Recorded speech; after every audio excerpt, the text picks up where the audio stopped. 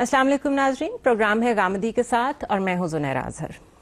नाजरीन, हम सभी जानते हैं कि मशरिक़ वुस्ता में पिछले दिनों में कई ममालिक में बड़े बड़े सियासी इनकलाब आए।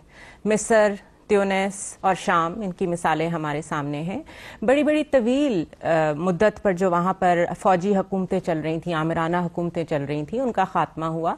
और मिस्र में तो हमने देखा कि एक नई हुकूमत आई और 1 साल के दौरान ख़त्म होकर दोबारा फौजी हुकूमत का क़याम भी हो गया। सोचने की बात यह है कि क्या ये आमरीत और जमहूरियत की कशमकश है या इस्लाम के मुकाबले में किसी और आइडियोलॉजी का आपस में कोई कॉन्फ्लिक्ट चल रहा है। हमारे साथ मौजूद हैं जावेद अहमद गांधी, उनसे डिस्कस करेंगे। और एक जो कंट्रोवर्सी चल रही है कि असल में ये सिर्फ वॉर इंडस्ट्री को फ़रोग़ देने के लिए अमेरिका की साजिश है, वेस्ट की साजिश है और एक ग्रेटर इसराइल के क़याम के लिए ये एक साजिश है। इस हवाले से भी गुफ्तगू करेंगे। हमारे साथ आज खसूसी तौर पर शरीक गुफ्तगू हैं इकबाल मिलाद वाला साहब। अस्सलाम वालेकुम and welcome to the show. अस्सलाम वालेकुम गांधी साहब।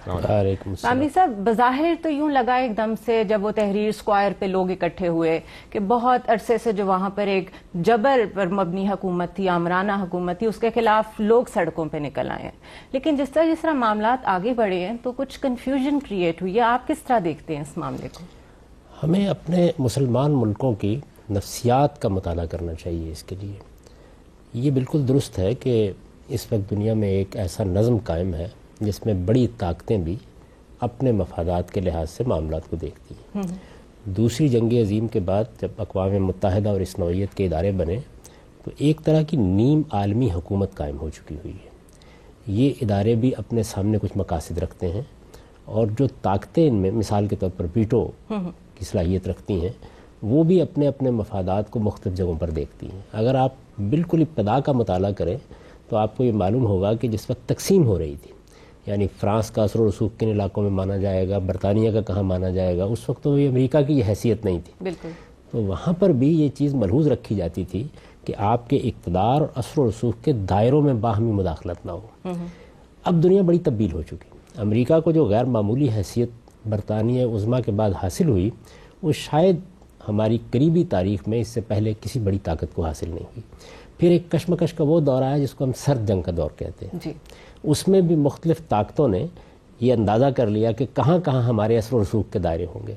वो असर रसूख के दायरों में बाहमी मुदाखलत भी होती रहती थी, यहाँ तक कि नौबत वहाँ पहुँच गई कि जिसके बाद दुनिया में एक ही बड़ी ताकत रह गई और बाकी ताकतों की वो हैसियत नहीं रही, यानी वो अब आँखें दिखाने के काबिल नहीं। अगर जब फिर मैं ये महसूस कर रहा हूँ कि सूरत हाल में कुछ तब्दीली आ रही है, अहमियत कम होगी। ये जो सारे पहलू हैं ये दुनिया की तारीख में हमेशा होते रहे। देखिए, अगर आप इसको इससे भी पीछे ले जाएं तो ये मालूम होगा कि जिस वक्त कबायली ज़िंदगी से आगे बढ़कर बड़ी बड़ी सल्तनतें कायम होनी शुरू हुई, जैसे बाबिल की सल्तनत थी, सामानी सल्तनत थी, बाज़ंतीनी सल्तनत थी, इस तरह की बहुत सी सल्तनतें जो बड़ी कायम हुई हैं, तो वो भी अपने असर रसूख के दायरे इसी तरह मुतय्यन करती थी।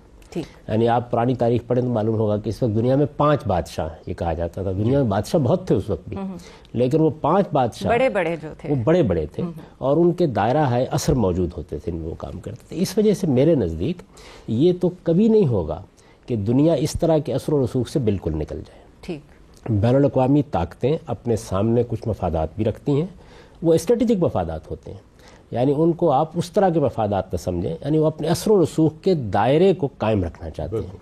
और ये एक ऐसी चीज़ है कि जिसका इनकार नहीं करना चाहिए। यानी मैं किसी ऐसी दुनिया से वाकिफ़ नहीं हूँ, न पुरानी तारीख में से, न मुस्तकबिल में मुझे ये महसूस होता है कि जहाँ ऐसा नहीं हो। चेंज हमेशा चलता ये होता रहेगा, यानी नई ताकतें आती रहेंगी, वो उनकी जगह लेती रहेंगी, उनके दरमियान फिर कुछ मामला तय होते रहेंगे। अभी आपने ये बहस बहुत पड़ी होगी ना कि सलामती कौंसिल में किसी छठे रुकन को क्या इस्तेहकाक मिलना चाहिए? जी बिल्कुल। क्यों है ये? उसकी वजह यह कि क्या कोई छठी ताकत ऐसी वजूद में आ गई है जो अब बराबर की सतह पर बैठ सके, जिसको वीटो का इख्तियार दे दिया जाए, जिसके ज़रिए से मामला तय कराया जाए? क्या ऐसा है? तो ये क्या चीज़ है? ये इस बात का एतराफ़ है कि दुनिया एक जगह पर खड़ी नहीं रहती, उसमें ये सब मामलात होते रहते हैं। और जब आप एक अक़वाम मुत्तहिदा जैसे अदारे में जो इंसानी हुकूक के पस मंज़र में कायम हुआ है, ये मानते हैं कि 5 ताकतों को वीटो की ताकत, वहाँ भी आप ताकतें तो मान ही रहे हैं, तो इसका मतलब ये है कि आप इस बुनियादी उसूल को मान रहे हैं। मैं इससे भी आगे जाता हूँ, मैं ये कहता हूँ कि इस दुनिया का नज़्म इस तरह कायम किया है, यानी कायनात के बनाने वाले ने इस तरह कायम किया है कि आप ये देखिए कि छोटी छोटी कबायली ताकतें होती हैं, उनके माबैन एक रियासत वजूद में आ जाती है। अब रियासत जब वजूद में आती है तो आप उसका कोई स्ट्रक्चर बनाएंगे ना, وہ بادشاہی بھی ہو سکتا ہے, وہ جمہوری بھی ہو سکتا ہے, جو بھی آپ بنائیں گے. تو اس کا مطلب کیا ہوتا ہے؟ اس کا مطلب یہ ہے کہ وہ جو ایک بڑی طاقت اوپر وجود میں آ گئی ہے, وہ اب چھوٹی چھوٹی جو طاقتیں ہیں, جیسے ہمارے ملک میں قبائلی شیوخ بھی موجود ہیں, اسی طرح سیاسی طاقتیں بھی موجود ہیں, ان کے درمیان توازن پیدا کرنے کا کام کرتی ہے اور اپنے مفادات کو سامنے رکھ کرتی ہے. اس وجہ سے یہ بحث الگ کر دینی چاہیے کہ اثر و رسوخ سے پاک بھی کوئی دنیا ہو سکتی ہے, وہ رہے گی, ہمیشہ رہے گی, اس کو آپ تبدیل نہیں کر سکتے. لیکن سر, if I may interrupt, sorry, لیکن اب یہ جو شروع ہوا تھا عرب سپرنگ, یہ شروعات تونسیا سے. اب تونسیا میں وہ جو خودکشی کی, وہ وینڈر جو تھا سڑک پہ جو بیچتا تھا, اور اس کے ساتھ کوئی زیادتی ہوئی, پولیس والوں نے کیا, کسی نے کی, اور وہ ایک ویو چلا, ایک دور چلا. اس کے بعد وہ ساری اپرائزنگ شروع ہوئی تونسیا سے. اب بیسک سوال یہ اٹھتا ہے کہ وہ جو ایک کہتے ہیں نا, لوگوں کے سپریس فیلنگز تھی لوگوں میں, بہت ساروں میں, کہ بھائی ہم پر ظلم ہو رہا ہے. کامن جو عام آدمی ہے, اس نے کہا کہ یہ میرے لیے مل گیا ایک ذریعہ کہ میں اپنے بھی تاثرات پیش کروں اور اپنے جو فرسٹریشن ہے وہ نکالوں حکومت کے ساتھ.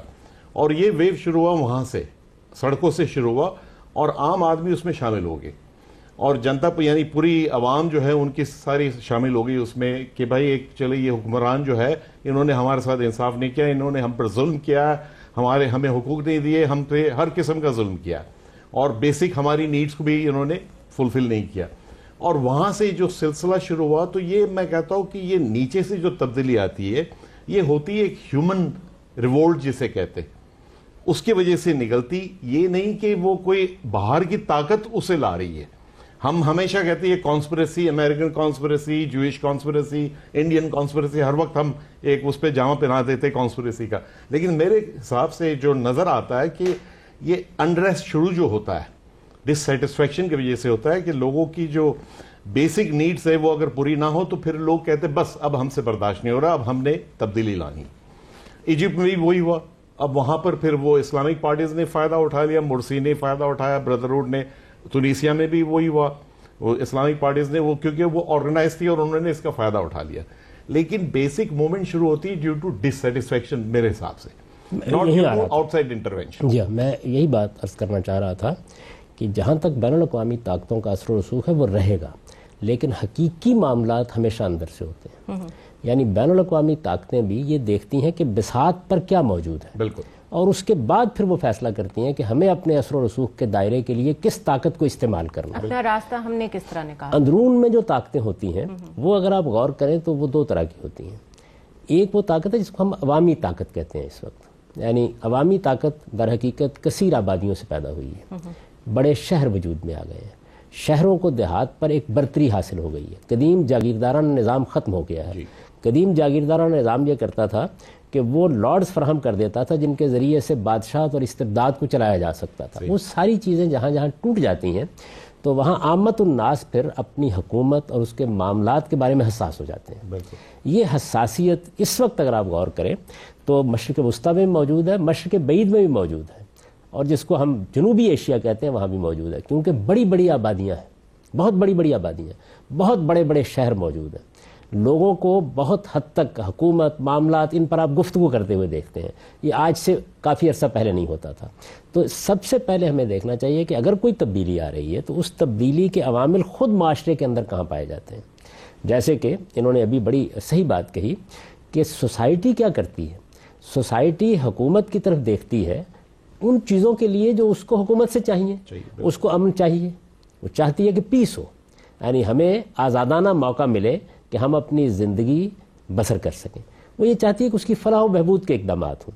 اس کے گرد و پیش میں اب جو دنیا کی ڈیولپمنٹ ہے وہ بڑی حد تک ریاست کی منصوبہ بندی پر منحصر ہوتی ہے, اس کے حوالے سے دیکھتی ہے. یہ ساری چیزیں جو ہوتی ہیں ان کے بارے میں کوئی معاشرہ, لوگ بالکل سیٹسفائی ہو جائیں, اس میں بڑا وقت لگتا ہے.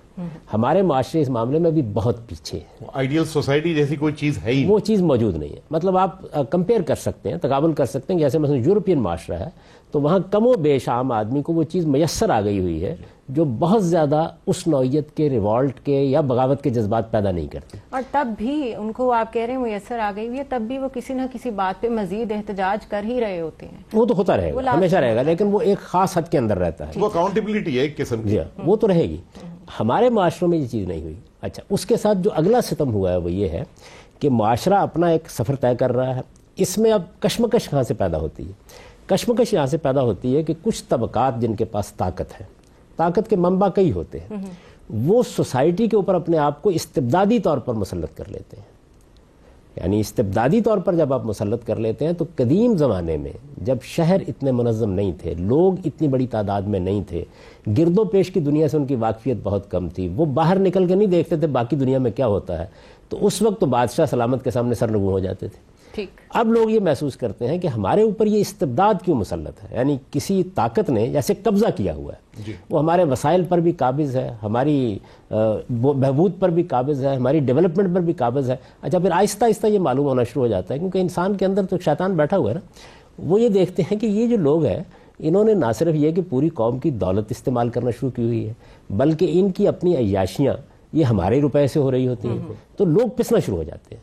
یہ جو پسنے کا عمل ہے یہ رد عمل کی نفسیات پیدا کرتا ہے. رد عمل کی نفسیات پیدا کرتا ہے تو اس کا ایک بہت اچھا طریقہ یہ تھا کہ ہمارے ہاں ڈیموکریٹک نظام کو قبول کر لیا جائے.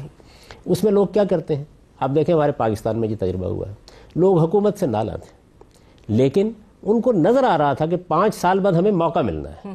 یعنی جمہوریت کیا کرتی ہے، جمہوریت یہ کرتی ہے کہ جو کچھ اندر لاوا پکڑا ہوتا ہے اس کے لیے ایک راستہ دے دیتی ہے. یہ جو راستہ ہے یہ اصل میں مشرق وسطیٰ میں برسوں سے بند تھا. صحیح. اور ابھی بھی آپ دیکھیں کہ بے شمار ممالک میں یہ بند ہی ہے. یعنی ایسا نہیں ہوا کہ تونیزیا میں یہ پوری طرح کھل گیا ہو، ایسا نہیں ہوا کہ یہ مصر میں تھوڑی دیر کے لیے کھلا، اس کے بعد اس وقت بھی کھلا نہیں تھا، اس وقت بھی وہی حرکتیں کی جو پہلے پوری طرح نہیں کھلا. اس کا بھی ہم بعد میں تجزیہ کریں گے کہ ان سے کیا غلطی ہوئی. لیکن یہ کہ جہاں کہیں بھی آپ استبدادی نظام قائم کریں گے وہاں پر لازماً کشمکش پیدا ہو جائے گی. اور میں استبدادی نظام کو 2 حصوں میں تقسیم کرتا ہوں. ایک تو یہ ہے کہ ایک آمر آ گیا ہے، بادشاہ سلامت آ گئے، ایک خاندان آ گیا ہے، اور وہ یہ کہتا ہے کہ قانون میری زبان ہے، مفادات میرے مفادات ہیں، میں طے کروں گا کہ اس قوم کو کہاں جانا ہے کہاں نہیں جانا. ایک تو یہ چیز ہے. ظاہر ہے کہ یہ آہستہ آہستہ باشعور لوگوں کے اندر رد عمل پیدا کرنا شروع کر دیتی ہے. یہ رد عمل انٹلیکچوئلز میں بھی ہوتا ہے، دانشوروں میں، اور اسی طریقے سے یہ عوام میں بھی نیچے چلا جاتا ہے. عوام میں یہ بڑی اور صورتیں اختیار، ہم عوام کے بارے میں بھی صحیح رائے قائم نہیں کرتے. ہمارا یہ خیال ہوتا ہے کہ یہ جو ریاست اور اس کا باہمی تعلق ہے عوام کے ساتھ، اس کا انالیسز یا اس کا تجزیہ صرف دانشور کرتے ہیں. عام آدمی بھی اپنی ایک لوک وزڈم میں یہی تجزیہ کر رہا ہوتا ہے، صرف اس کے تجزیے کے انداز بالکل مختلف ہو جاتے ہیں. تو یہ چیز پورے عالم اسلام میں اگر آپ دیکھیں تو موجود ہے، کیونکہ استبداد کسی نہ کسی صورت میں ہے.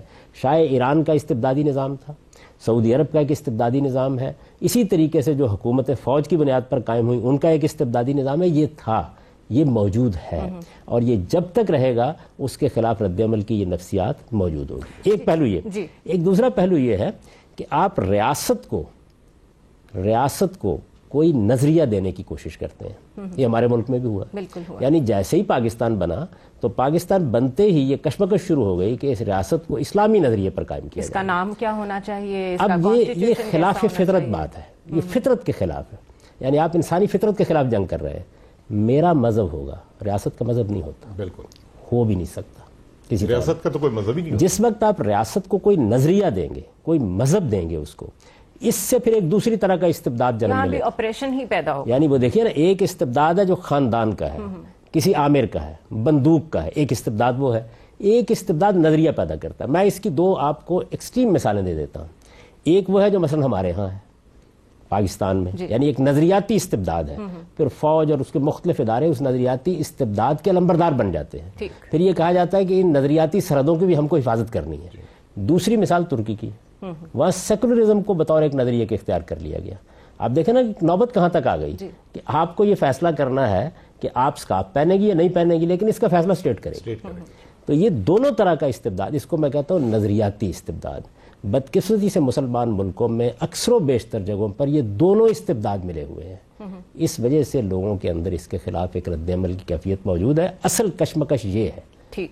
اب اس سے فائدہ کس نے اٹھانا ہے وہ پھر اب بڑی قوتوں پہ ڈیپینڈ کرتا ہے. لیکن اس بڑی قوتوں پر بھی ڈیپینڈ کرتا ہے، اور جو لوگ موجود ہیں ان میں جو طاقتیں فعال ہوتی ہیں ان پر بھی کرتا ہے. یعنی جس کو آپ کہتے ہیں نا یہ بردرہڈ ہے، اخوان ہے، یہ فلاں ہے، یہ کیوں اثر و رسوخ پیدا کرنے میں کامیاب ہوتے ہیں؟ وہ اصل میں اسی پس منظر سے. गांधी साहब, मुझे ब्रेक पे जाना है, लेकिन हम इस बात को भी समझने की कोशिश करेंगे कि आपने ये जो नजरियाती इस्तिबदाद की बात की है, ये कई दफ़ा इस्लाम पसंद भी इस तरह के एक्ट्स ले रहे होते हैं जिसमें इस्लाम पसंद हुकूमतें, कहना चाहिए, कि वो अपने मुल्क में कुछ कर रहे हैं और किसी और मुल्क के लिए कुछ पसंद कर रहे हैं। इसमें फिर आगे पॉलिटिक्स ज़्यादा इन्वॉल्व हो जाती हैं, वर्ल्ड पॉलिटिक्स इंटरनेशनल लेवल पे। इस बारे में मैं आपसे सवाल करूंगी, मुझे मुख्तसर सा वक्फा लेना है। नाज़रीन, हमारे साथ रहिएगा, गुफ्तगू का सिलसिला भी जारी है। It's time for a very short break.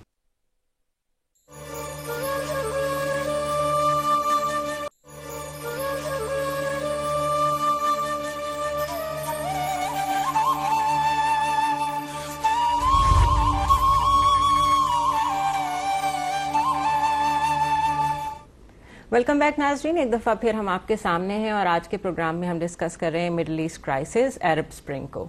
जी गांधी साहब, एक तरफ जब सेकुलर गवर्नमेंट आती है तो सऊदी अरब उसकी हिमायत करता है, जबकि सऊदी अरब में खुद आपको पता है कि शरीयत है नाफिज।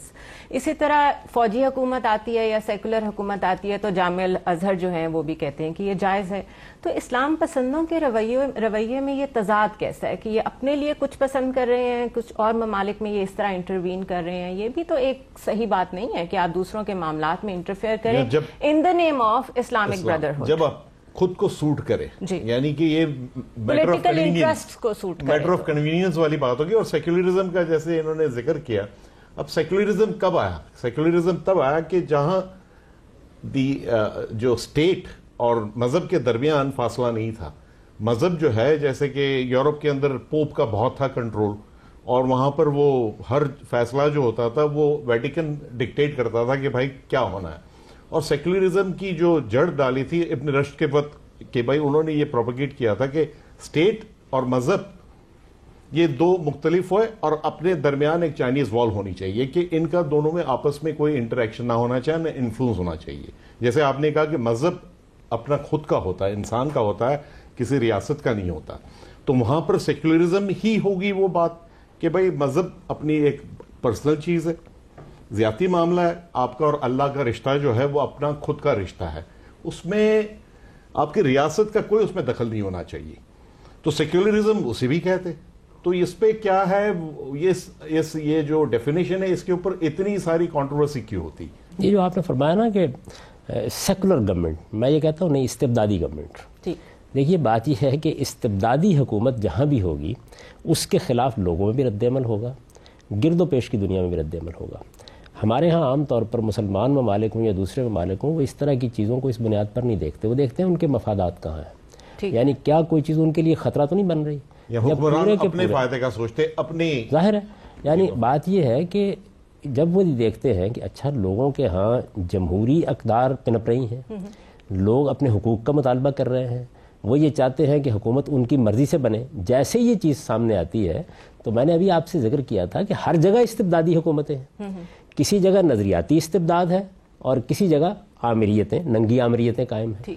तो दोनों तरह के इस्तिबदाद ख़तरा महसूस करते हैं अपने अंदर, थ्रेटन फील करते हैं। यानी ये फितरी सी बात है ना कि अगर किसी जगह पर आप ये कहेंगे कि यहाँ पर रियासत का फला नज़रिया है तो उस नजरिए का कोई मुअय्यद होगा, कोई मुअय्यद नहीं होगा। तो इस्तिबदाद तो आ गया, एक इस्तिबदाद आ जाएगा ना। आप पहले फैसला कर रहे हैं। हमारे यहाँ भी, हमारे मुल्क में भी यही होता है ना कि कोई आप किसी कानून पर तनकीद करें, किसी और चीज़ के बारे में कोई तजवीज़ पेश करें, कोई ऐसी बात कहें तो फौरी तौर पर ये कहा जाता है कि ये बातें तो असल में तय कर दी गई। बिल्कुल।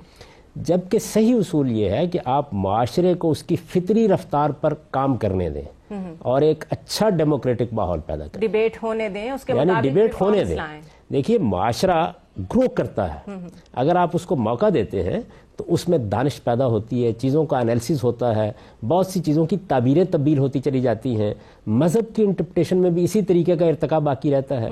तो सोसाइटी को रिलेट होना है स्टेट के साथ, उसमें हमें कानून की ज़रूरत पड़ती है। कानून बनाएंगे, ज़ाब्ते बनाएंगे, कानून का माखज़ रसूम होंगे, रिवाज होंगे, सोसाइटी के मारूफात होंगे, कॉमन लॉ की चीज़ें होंगी जिनको आप लेते हैं। इसी तरीके से कोई मजहबी कानून भी हो सकता है।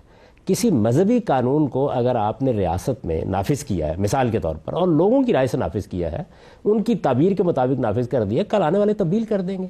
लेकिन जब आप पहले से ये तय कर लेते हैं कि रियासत का ये नज़रिया है तो उसका नतीजा ये निकलता है कि फिर एक शदीद किस्म का इस्तिबदाद पैदा होता है। इस्तिबदाद हमेशा मफादात को استعمال کر کے اپنے آپ کو قائم رکھتا ہے، اس کے سوا وہ قائم نہیں رکھ سکتا۔ اس وقت جو آپ نے مختلف رد عمل دیکھے وہ دیکھیے کیا ہے۔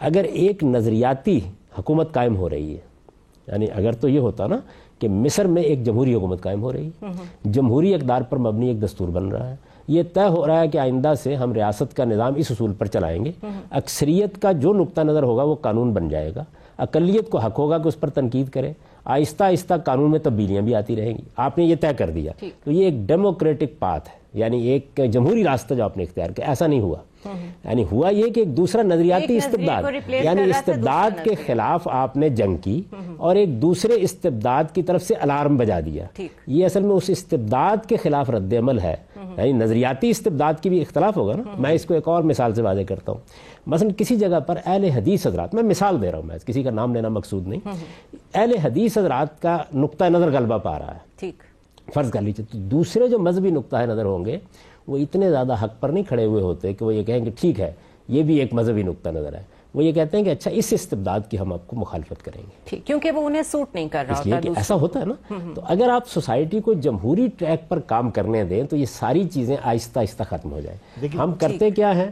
یا تو ہم اپنی ذاتی آمریت یا اپنے طبقے کی آمریت یا کسی خاندان کی آمریت قائم کرنا چاہتے ہیں، اور پھر اس کے لیے قوم، مفادات، مذہب، ہر چیز کو استعمال کرتے ہیں، اور یا کیا کرتے ہیں، نظریاتی استبداد کالم لے کے آ جاتے ہیں۔ دونوں چیزوں کو اگر آپ ختم کر دیں اور سوسائٹی کو ایک حقیقی ڈیموکریٹک راستے پر ویلفیئر اسٹیٹ بنائیں، اور یہ اصل چیز جو ہے کیا ہے کہ سوسائٹی، ریاست کے مقاصد جو ہے بنیادی طور پر وہ امن فراہم کرنا ہے، لوگوں کی بہبود ہے جس کو آپ ویلفیئر کہتے ہیں، ان کی فلاح ہے، اور جو سوسائٹی کے اندر ڈیولپمنٹ کا پروسیس ہونا چاہیے اس کو صحیح خطوط پر جاری کرنا ہے۔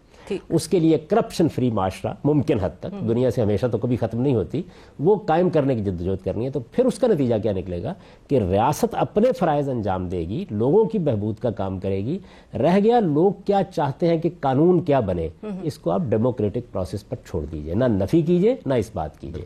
اگر سوسائٹی کے اندر مذہبی رجحانات کا غلبہ ہوگا تو قانون میں وہ ریفلیکٹ ہو جائے گا، اور اگر نہیں ہوگا تو نہیں ریفلیکٹ ہوگا۔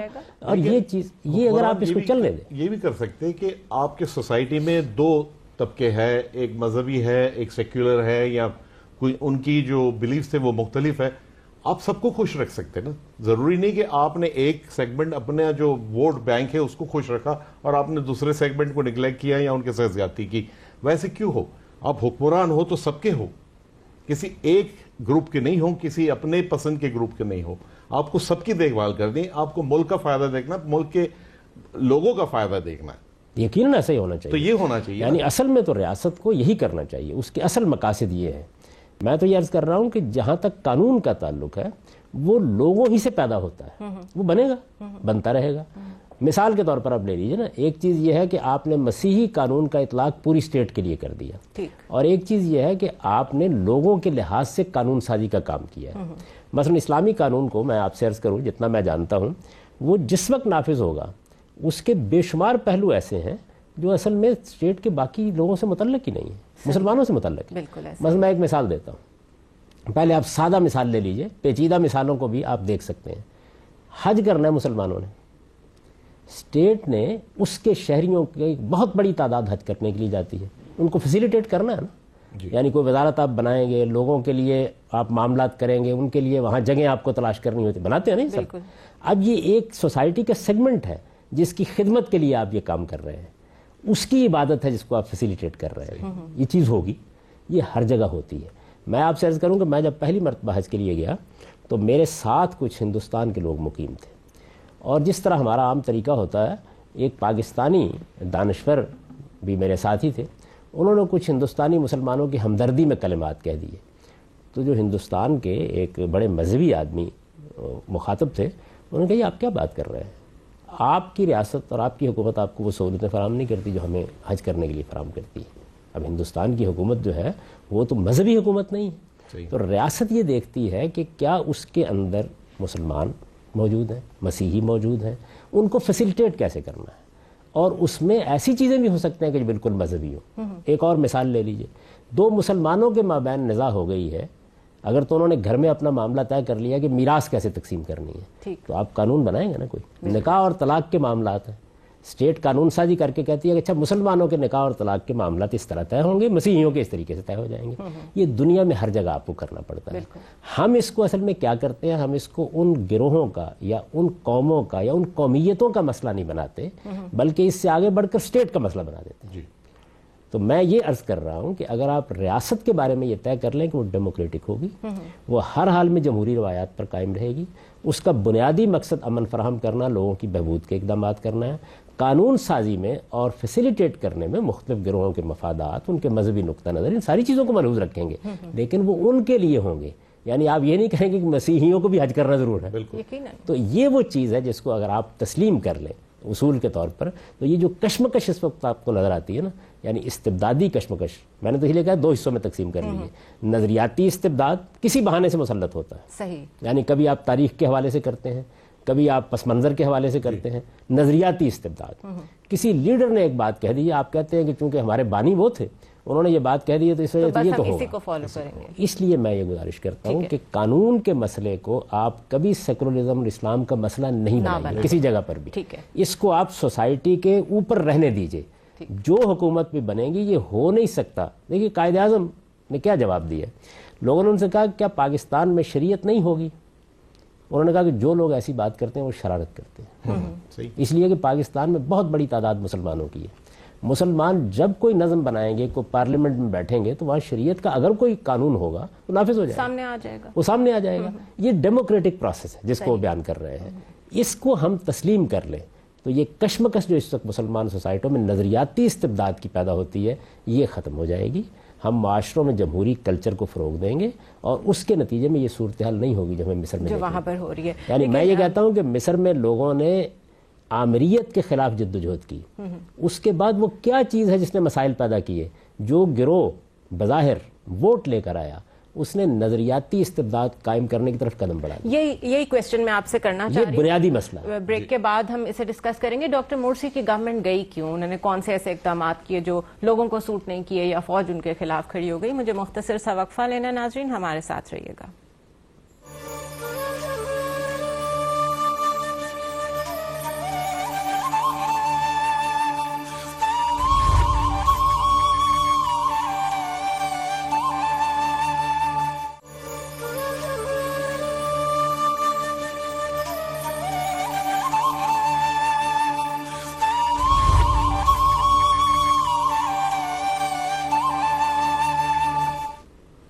ویلکم بیک ناظرین. اور ہم مڈل ایسٹ کو اس وقت ڈسکس کر رہے ہیں. وہاں پہ جو عرب اسپرنگ ہے، جو کرائسس ہیں، ان کو گاندھی صاحب سے سمجھنے کی کوشش کر رہے ہیں.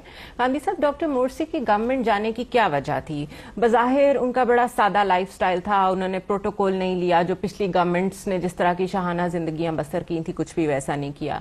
ایک کانسیپٹ یہ ہے کہ انہوں نے اپنی جماعت کو بہت اسٹیبلش کرنا شروع کر دیا تھا، اخوان المسلمون کو، اور لوگوں کی ویلفیئر پہ ان کی بھی کوئی توجہ نہیں تھی، وہ بھی ایک نظریے کے پیچھے ہی چل پڑے تھے. دوسرا کانسیپٹ یہ ہے کہ اگر وہ ڈیلیور کر دیتے تو پھر ان کو ہٹانا مشکل ہو جانا تھا، جو بہت ساری اور قوتوں کو پسند نہیں ہے کہ یہ رہتے. کس طرح دیکھتے ہیں آپ؟ وہاں پر ایک چیز اور میں ایڈ کروں گا اس پہ، اس ٹاپک پہ، اف یو ڈونٹ مائنڈ سر، کہ مورسی گورنمنٹ نے ایک اور حرکت کی جو میرے حساب سے was the reason for the downfall, کہ انہوں نے اسلام کا جو ہے زور وہ سب پہ مسلط کیا زبردستی سے. یعنی کہ انہوں نے کہا کہ کوپٹک کرسچن بہت ہے ایجپٹ میں، اچھی خاصی تعداد ہے، بہت ساری اور مائنورٹیز ہے، ان کو بالکل انہوں نے سپریشن میں ڈال دیا، ان پر اٹیکس ہونا شروع ہو گئے. تو یہ کہاں اسلام کہتا ہے یا اللہ سبحانہ و تعالیٰ کہتے ہیں کہ اسلام یا مذہب کا زور استعمال کر کے لوگوں پہ ظلم ہو، زیادتی ہو، چاہے وہ مسلمان ہو یا نہ ہو؟ یہ تو کہیں نہیں ہے نا اسلام میں. یقیناً ایسا ہی ہے نا. اسلام یہ کیوں چاہے گا؟ دیکھیے اسلام تو یہی کہے گا کہ آپ لوگوں کو امن دیں، لوگوں کو برابری کی سطح پر معاملہ کریں، ان کے ساتھ آپ ایک اچھی ریاست قائم کریں جس میں لوگوں کی فلاح و بہبود کا خیال رکھا جائے. یہی باتیں کہے گا. یعنی اسلام اخلاق کی، اعلیٰ اخلاق کی تعلیم دینے کے لیے ہے نا، یہی بات کرے گا وہ. میں آپ سے گزارش کرتا ہوں کہ ہم دیکھیے وہی المیہ ہوا ہے. ایک تو استبداد پہلے سے موجود ہے، یعنی وہ زخم خوردہ تھا. بالکل. جہاں کہیں فوج پیچھے موجود ہوتی ہے، وہ حکومت کر رہی ہوتی ہے، جیسے کہ مصر میں بھی ایک لمبے عرصے انہوں نے حکومت کی ہے، تو آسانی سے تو اپنی شکست قبول نہیں کرتے نا. یعنی ایک سمبل کی حیثیت، علامت کی حیثیت بن گئی تھی حسنی مبارک صاحب کی. لیکن وہ ساری کی ساری کیا قوت پیچھے سے تحلیل ہو گئی تھی، بڑے لمبے عرصے جدوجہد کرنی پڑتی ہے. تو اس وجہ سے جو لوگ بھی برسر اقتدار آئے تھے ان کا پہلا ہدف کیا ہونا چاہیے تھا؟ ایک جمہوری فلاحی معاشرہ. پہلا ہدف یہ ہونا چاہیے تھا، یعنی وہ سوسائٹی کے اندر اعلیٰ اقدار کو جنم دیں، سوسائٹی کی فلاح و بہبود کے اقدامات کریں، اپنے آپ کو مستحکم کریں. بالکل وہی طریقہ جو طیب اردگان نے اختیار کیا. یعنی پہلے آپ اپنے معاشرے کے اندر لوگوں کو احساس دلائیں کہ استبداد ختم ہو گیا. استبداد کے خلاف عوامی طاقت منظم ہو کر اپنی حیثیت منوا لے، یہ پہلا کام کرنا چاہیے. تو استبداد کو اصل میں ہدف بنا کر اگر کام کیا جاتا تو معاملات اتنے خراب نہ ہوتے. ایک چیز. دوسرے یہ کہ فرض کر لیجئے تھوڑی دیر کے لیے کہ انہوں نے غلطیاں کر دیں، انہوں نے ایک نظریاتی استبداد قائم کرنا چاہا جس کے نتیجے میں اس وقت ازہر بھی مقابلے میں آ گیا، جس کے نتیجے میں بعض مذہبی حکومتیں جیسے سعودی عرب ہے وہ بھی مقابلے میں آ گئے. تو انہوں نے ایک نظریاتی استبداد، نظریہ بھی ظاہر ہے اپنی تعبیر چاہے گا نا، تو وہ قائم کرنا چاہا. میں یہ کہتا ہوں اس سب کچھ کے باوجود فوج کو یہ کام نہیں کرنا چاہیے تھا.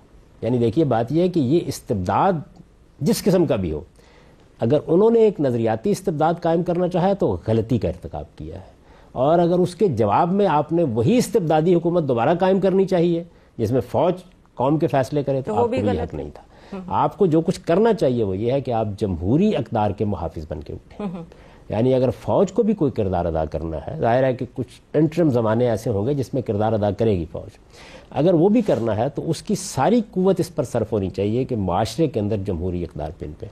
یہ جس کو آپ توازن کہتے ہیں نا سوسائٹی کا، یعنی مذہبی خیالات بھی ہیں، نظریات بھی ہیں، معاشرے میں مسیحی بھی ہیں، مسلمان بھی ہیں، خود مسلمانوں میں مسیحیوں میں بہت سے گروہ موجود ہیں. یہ نظریاتی توازن قائم ہی اس وقت ہوتا ہے جب آپ ایک ڈیموکریٹک معاشرہ قائم کر دیتے ہیں. مغرب میں بھی بالکل ایسے ہی ہوا ہے. یعنی ایک وقت تھا، یہ معلوم ہے کہ یورپ کے بادشاہ پوپ کے محل کے باہر معافی مانگنے کے لیے کئی دن تک گڑگڑاتے رہتے تھے اور پوپ اندر سے باہر بھی نہیں نکلتا تھا. ہنری ہشتم کے زمانے میں یہ سب کچھ ہو چکا. تو اس وجہ سے یہ استبداد، مذہبی استبداد، اس بنیاد پر خود مسلمانوں کے ہاں ایسی حکومتیں قائم ہیں. بالکل یہی صورتحال وقت کے ساتھ ساتھ تبدیل ہونا شروع ہو گئی. یہ یہاں بھی تبدیل ہوگی. بنیادی بات کیا ہونی چاہیے کہ کسی نوعیت کا استبداد نہ ہو. یعنی ریاست کو پہلے طے کر لینا چاہیے کہ اس کے اندر نہ کوئی آمریت ہوگی، نہ بندوق کی حکومت ہوگی، نہ کسی طبقے کی حکومت ہوگی، نہ علماء کی حکومت ہوگی. ریاست جمہوری طریقے سے اپنے معاملات کو انجام دے گی، اکثریت کی بنیاد پر فیصلے ہوں گے، سوسائٹی کے اندر جو کچھ ہے اس کا ظہور ہوگا، اور وہ معاشرے میں لازمن ہوتا ہے. روایات، رسوم، مذہب ہر چیز کا ہوتا ہے، اور سوسائٹی ہر چیز کا خیال بھی رکھتی ہے کہ ان چیزوں کو فیسیلیٹیٹ کیا جائے. یہ خود ریاست کی ذمہ داری بن جاتی ہے، جیسے میں نے آپ کو بعض مثالیں دی ہیں. یہ سارے معاملات آپ جمہوری کلچر کو فروغ دے کے چلنے دیجیے. نہ فوج کبھی مداخلت کرے، نہ کوئی اور نظریہ کی مداخلت. لیکن پھر ایجپٹ میں تو یہ ہوا نا، مصر میں سر، کہ وہاں پر مرسی کی حکومت جو ہے وہ کہہ رہی تھی کہ بھائی ہمیں اقتدار ملا ہے، 5 سال تک ہم اپنی مرضی سے چلائیں گے، جیسے ہمیں کرنا ہم ویسے کرتے رہیں گے. پھر عام آدمی جو پبلک آ گئی سڑکوں پہ کہ نہیں ہمیں یہ قبول نہیں ہے جو آپ چاہتے ہو. اب وہ تبدیلی لانے کے لیے فوج کو انٹروین کرنا پڑا.